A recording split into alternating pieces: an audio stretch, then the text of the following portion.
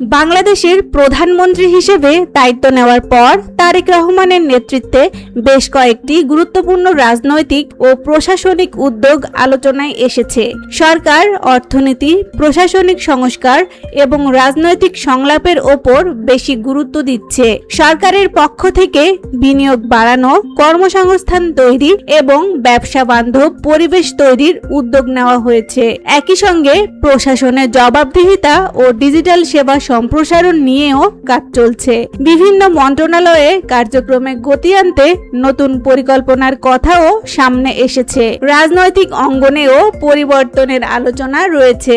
বিরোধী দলগুলোর সঙ্গে সংলাপ, নির্বাচন ব্যবস্থা নিয়ে আলোচনা এবং রাজনৈতিক সমঝোতার উদ্যোগ নিয়ে সরকারের বিভিন্ন বক্তব্য গুরুত্ব পাচ্ছে। আন্তর্জাতিক সম্পর্ক ও বাণিজ্য সম্প্রসারণ নিয়েও সরকারের তৎপরতা বাড়ানোর কথা বলা হচ্ছে।